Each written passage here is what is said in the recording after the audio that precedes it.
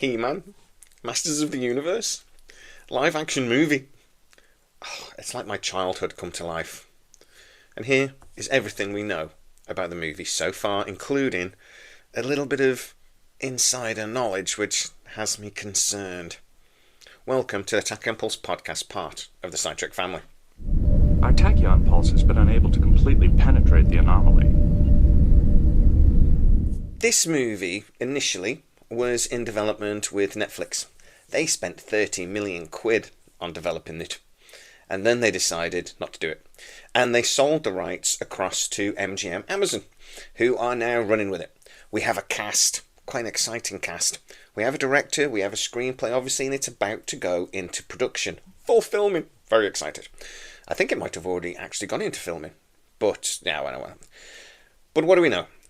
The director, first. Travis Knight. He actually directed Bumblebee a couple of years ago, a movie I really enjoyed.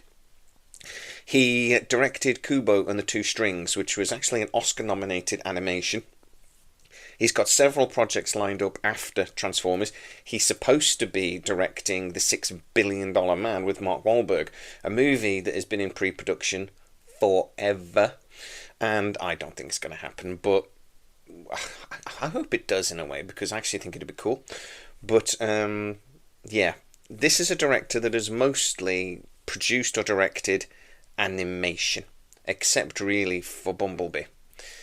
But he did a good job with that, and that was really similar to the He-Man project in lots of ways, in that they had to balance that this is obviously a children's TV show being transferred into a live-action movie, and getting the balance between a little bit of humour, some Easter eggs from the original series maybe, a bit of nostalgia, and still making a proper movie is an important balance to try to strike.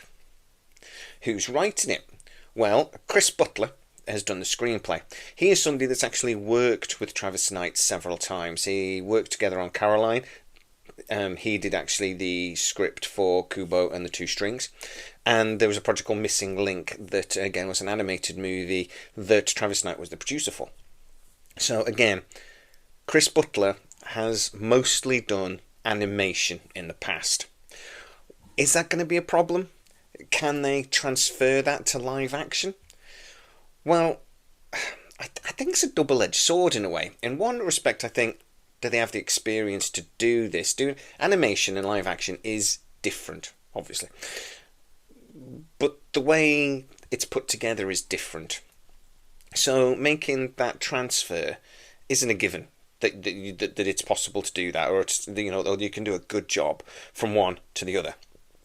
But obviously this is based on an animation, so you could argue they understand the source material, and that's got to be a good thing. So yeah, I don't think we're going to have to sort of say too much about that, and I'm not going to be too concerned about it. We're just going to have to see how they do, because, as I said, it depends which way you look at it. The cast. Oh, let's go through the cast together, shall we? Because I haven't actually looked at it properly. But Morena Baccarin has been cast as the sorceress. I love that. That is, I mean, if you are a regular watching the lives and things, you know I love her very, very much. And ever since Firefly, I've loved Morena Baccarin. I think everything she does is just awesome. And yeah, as a sorceress, yeah. Nicholas, oh God, we're going to have names. I've already seen that there's a couple of Nordic names and stuff that's been cast, and I'm going to struggle with. But Nicholas Galitzine is He-Man, or Prince Adam. He is not an actor I know at all, not even a bit. He did something called Red, White and Blue, where he played Prince Harry. Didn't see it. He did something called Purple Hearts, where he played Luke. Didn't see it. He played something called The Idea of You, which I do vaguely remember.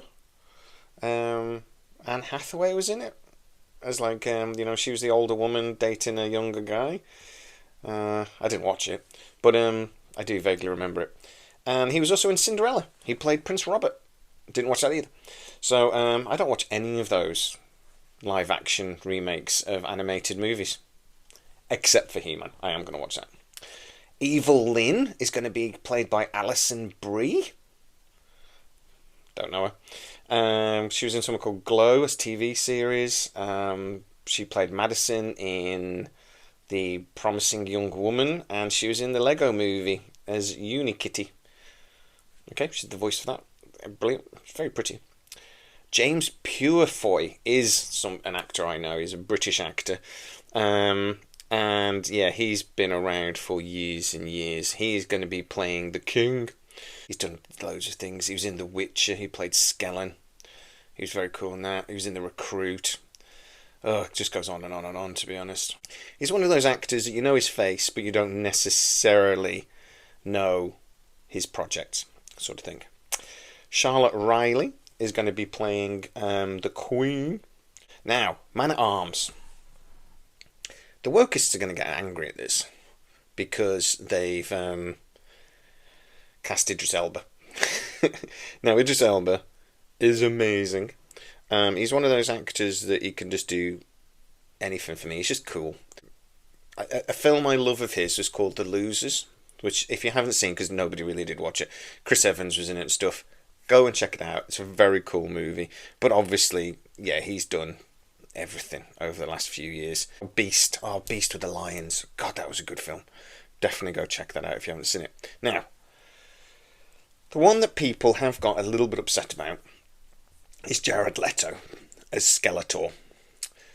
But whether you like what Jared Leto has done in the past, his portrayal of Joker wasn't the most popular, or you love him for things he's done in the past, because he is one of those quirky actors. As Skeletor, I 100% see that. I can see that all the way through. I mean, you're going to have quite an over-the-top performance, I should imagine.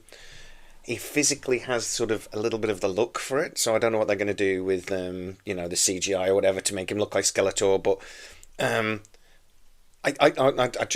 actually think it's a genius little bit of casting that. We've got a bunch more. There's somebody called Half Poor Julius Borgian playing Goatman. I don't remember Goatman from the cartoon. I don't know if Orko's going to be in this, but they don't seem to have cast it, or they haven't announced it, if they have. But obviously that would be CGI and then just a voice. I actually kind of would prefer if they didn't put Orko in it, maybe. Because I want them to do a serious He-Man movie. I want them to do, a fantasy adventure. I don't want them to do what they do sometimes with kids' movies that they transfer to live action and basically make it a tongue-in-cheek comedy. Unfortunately, that's what I'm being told has been done. Now, I'm going to say straight off the bat, it really depends what the director then does with that script. Because if they get the balance right, as I said about sort of Bumblebee earlier, it can work. But if they don't, it'll be awful. I'm just hoping that, well, let's be honest, He-Man can be a bit camp. The cartoon was a little bit. If they transfer that to the live action, this is going to be bad. It'll be awful. But somebody that is working on the project that has spoken to me has said they've seen the script, and it is, the words they used was fun and a bit silly in places. If that transfers to the movie, that's a problem. Now, Travis Knight and Chris Butler have worked together in the past. They know each other really well. I imagine they've worked on the script in places together, or at least collaborated in bits. And what is written on the page doesn't always necessarily transfer to the screen. We know that from other movies. It definitely depends on what the director then does. But if they go with what they did with the Thunderbirds years ago, or Mario Brothers, or something else, this is going to be a problem. But if they try to do what they did with Transformers, and yes, make it a bit light in places, poke fun even at the silliness of actually what's going on. To be fair, if they do put Orko in it, that can be the light relief. That can be the little bit of fun. The rest of the movie can be deadpan serious. That would work for me, even though I kind of hope they don't.